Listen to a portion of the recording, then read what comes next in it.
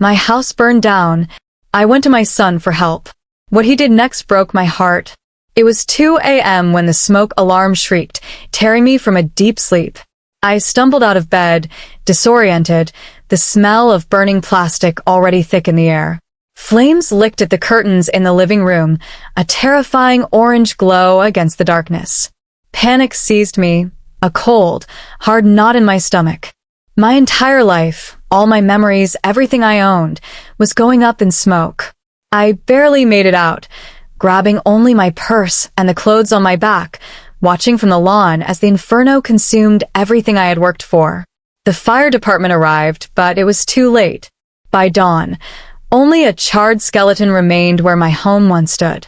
Standing there, shivering in the pre-dawn chill, with the acrid smell of smoke stinging my nostrils and tears streaming down my face, I knew I had nowhere to go.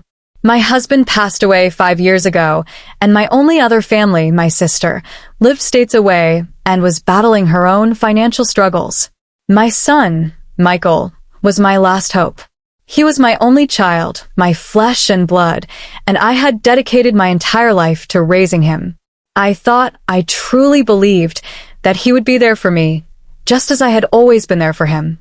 But what he did next, what he said, it broke me in a way the fire never could. Was I wrong to expect his help? To assume that the bond between a mother and son meant something when faced with such a devastating crisis? Tell me, honestly, would you have expected the same thing? The story of my life, before that terrible night, was one of quiet devotion and hard work. I met my late husband, Thomas, when we were both just out of college.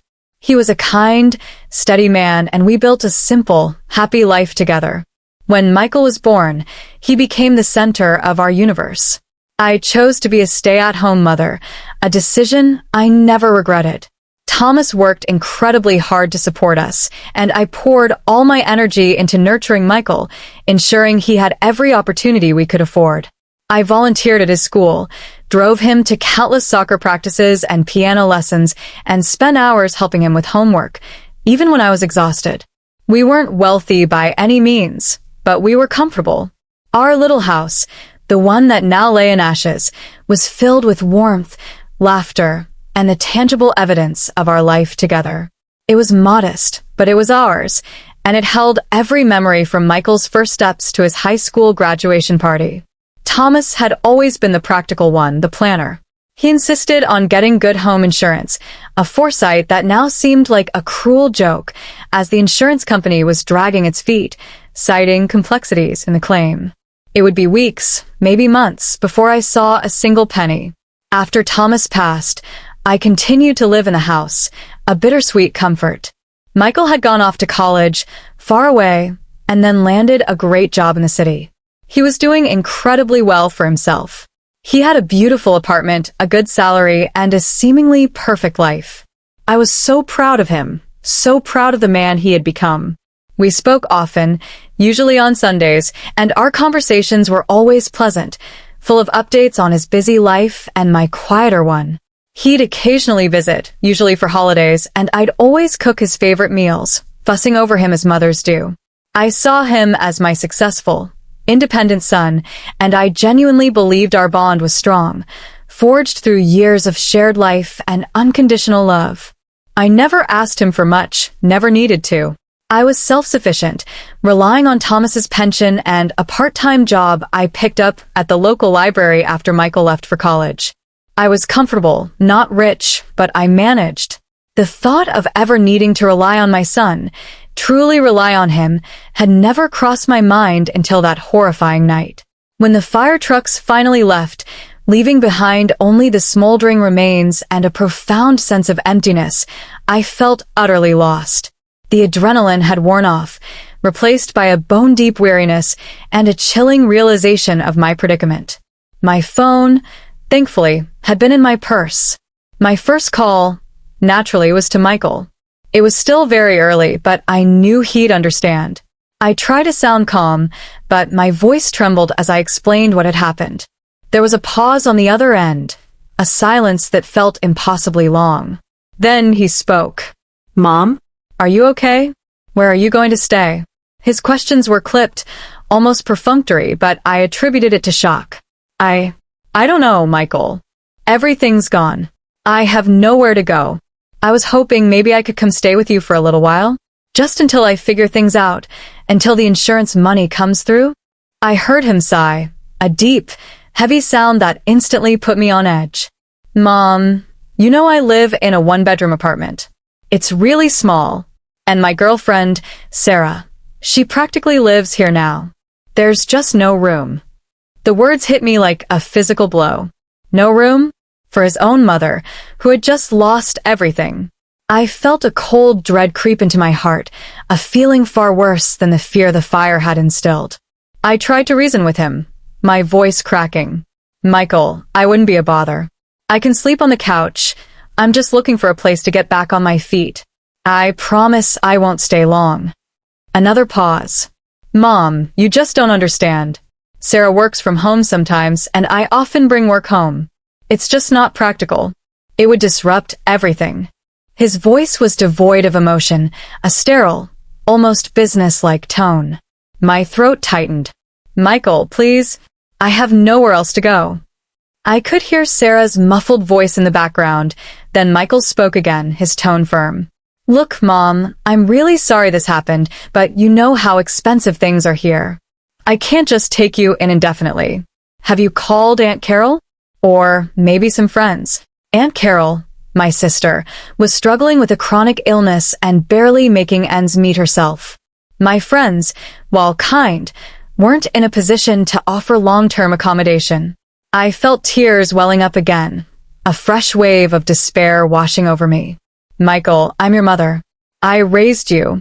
I gave up so much for you. I just lost everything. I need your help. His response was chilling. Mom, I appreciate everything you did for me. I really do. But I'm an adult now, and I have my own life, my own responsibilities. You need to handle your own problems. I can't just drop everything and put my life on hold because of this. The words cut deeper than any flame could. It wasn't just the refusal. It was the coldness, the utter lack of empathy, the dismissiveness of everything I had ever done for him. My heart didn't just break, it shattered. I felt a profound sense of betrayal, a loneliness so deep it felt like a physical ache. I remembered countless nights spent rocking him to sleep, the sacrifices Thomas and I made to send him to that expensive college, the unwavering support we offered him through every challenge. And now, when I needed him most, he was turning his back on me. So that's the situation I was in, and I had to make a choice. Before I tell you what happened next, I want you to pause and comment below what you would have done in my shoes. Would you have begged your child? Would you have accepted his cold refusal?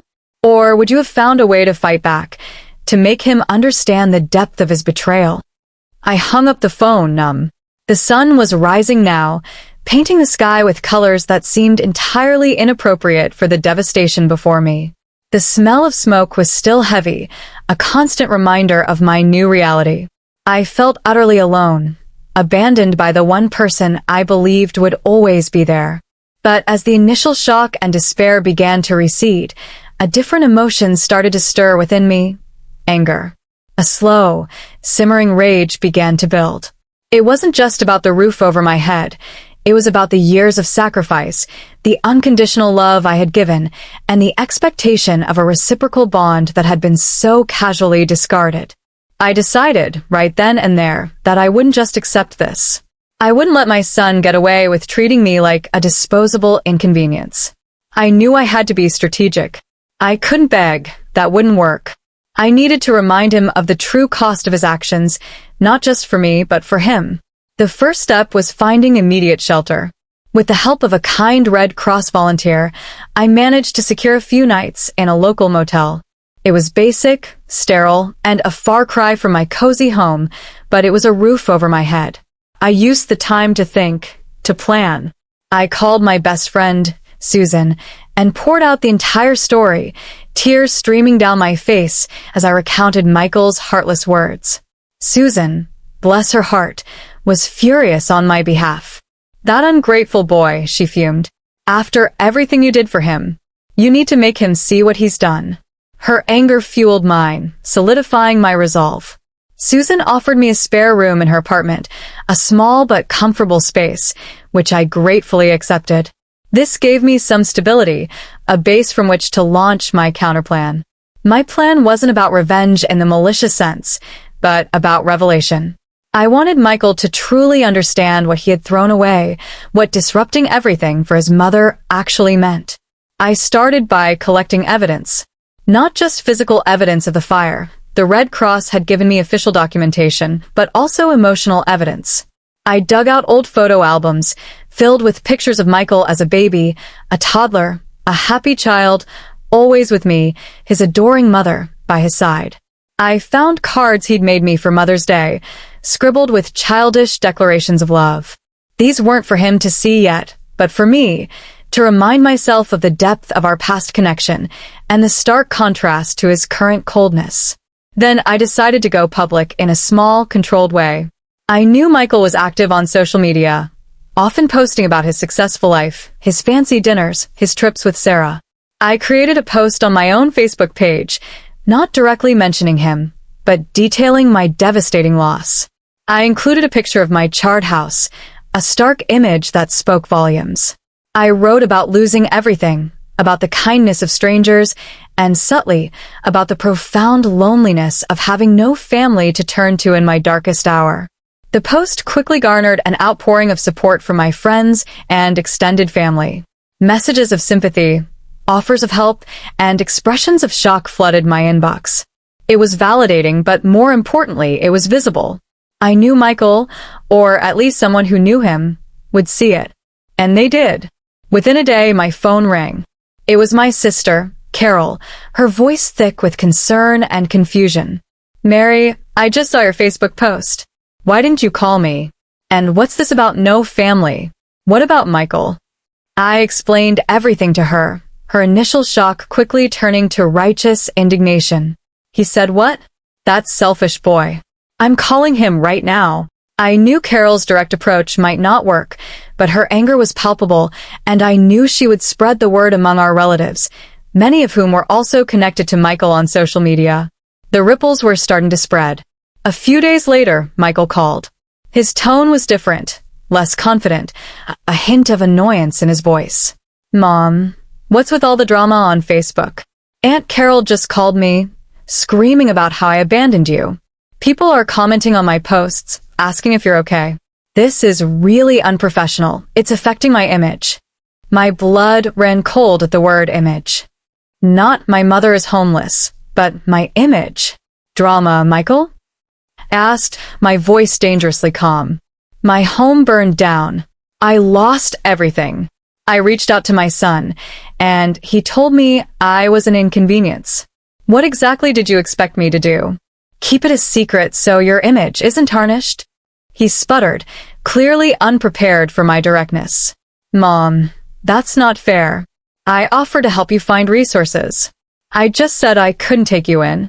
"Resources?" I scoffed. "My only resource, Michael, was you. And you shut me out." I was devastated, truly devastated, and you were worried about your tiny apartment and your girlfriend's work schedule. You have no idea what it feels like to lose everything and then be told by your own child that you're a burden. I didn't let him interrupt.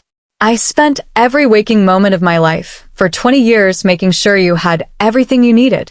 I put your needs before my own, always. And the moment I needed you, you abandoned me. How do you think that feels, Michael? Do you even care?" He was silent for a moment. I imagined him running his hand through his hair, exasperated. "Mom, you're being emotional. This is not helping. What do you want me to do?" "What do I want you to do?" I repeated, a bitter laugh escaping my lips. "What I wanted you to do was to open your door to your mother when she had nowhere else to go. What I wanted you to do was to show me the same kindness and compassion I showed you your entire life. But that ship has sailed, hasn't it?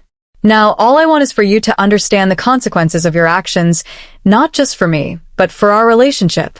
Because, Michael, after this, I don't know if I can ever look at you the same way again." I could hear Sarah whispering in the background, a sharp, urgent tone. Then Michael said, "Look, Mom, I'm really busy right now. I'll call you back later." And he hung up. I knew I had struck a nerve, but I also knew it wasn't enough. He was still deflecting, still unwilling to truly confront his behavior. The public pressure was working, but he needed to feel it more personally. I decided to send him a package. A very specific package. I went back to my charred house, the smell of smoke still potent, and sifted through the rubble, wearing thick gloves and a mask. It was heartbreaking, seeing the remnants of my life. But I found something. Amidst the ashes and debris, I found a small, ceramic handprint mold Michael had made in kindergarten, his name and the date still faintly visible. It was miraculously intact, a fragile relic of a long-gone innocence. I also found a tarnished silver locket that Thomas had given me, slightly bent but recognizable. These were physical embodiments of the past, of the love and memories he was now discarding. I carefully packed these items, along with a printed copy of my social media post, and some of the most heartfelt comments from friends who expressed their shock and dismay at my situation. I wrote a short, concise letter. "Dear Michael," it began. "These are some of the few things I could salvage from my home. The home where you grew up, where your father and I built a life for you. The handprint represents the innocent child who loved his mother unconditionally. The locket represents the love your father and I shared, a love that also extended to you, our son. The comments from friends represent the community that is shocked and saddened by my loss and by my solitude. You said you couldn't put your life on hold for me. Perhaps you should consider what you are putting on hold, or rather, completely destroying, by choosing to turn your back on your own mother. You are not just turning me away, Michael. You are burning down our history, our bond, our future. I hope these items serve as a stark reminder of what you have chosen to walk away from. Don't call me until you're ready to actually see me, not just your image." I sent the package with a tracking number, ensuring he couldn't deny receiving it. A week passed in tense silence. I stayed with Susan, trying to piece together a semblance of a new life. The insurance company was still stonewalling, making my situation even more precarious. I received a few more calls from concerned relatives, all of whom had heard snippets of Michael's refusal and were openly disappointed in him. My plan was working slowly. The pressure was mounting, not just from me, but from the wider family and social circle. I knew Michael valued his reputation, and the public perception of him was being eroded by his actions. Then the call came. It wasn't Michael. It was Sarah. Her voice was cold, almost hostile. "Mary, look, this whole thing is getting out of hand. Michael is stressed out of his mind. You're making his life a living hell. What do you want? Just tell us what it will take for you to stop all this." Her words, once again, felt like a slap. "Sarah," I replied, my voice steady despite the tremor in my hands. "What I want is my son back. I want him to act like the son I raised, not a stranger who sees me as a liability. But since that seems impossible, what I need right now is for someone to help me get back on my feet. The insurance money is nowhere in sight. I have literally nothing." Sarah sighed, a dramatic, exasperated sound. "Fine, Michael, and I will send you some money. How much do you need to find a place?" It wasn't an offer of help. It was an attempt to buy me off, to make the problem of me disappear. "I don't want a handout, Sarah," I said, my voice firm. "I want my son to understand what family means. But if you're offering, I need enough for a deposit and first month's rent on a small apartment and some basic necessities to start over. It's not a donation. It's what he should have offered in the first place." I gave her a figure, a reasonable amount that would get me off the ground. There was a pause, then she said, "Fine. We'll transfer it. But this needs to end. No more Facebook posts, no more calls to family, understood?" Her tone was a thinly veiled threat. "Understood, Sarah," I replied, a chilling clarity in my voice. "But understand this, money can't buy back what Michael has broken." A few days later, a significant sum of money appeared in my account. It wasn't enough to replace everything, but it was enough to get a small, furnished apartment and buy some essentials. I found a modest place not far from Susan, a small studio that felt miles away from the home I had lost, but it was a fresh start. I moved in, a sense of grim satisfaction mixed with a lingering ache in my heart. The money had come from Michael and Sarah, but it felt tainted, a transaction rather than an act of love. Then, about 2 weeks after I sent the package, Michael called me. His voice was different this time. Subdued. Quiet.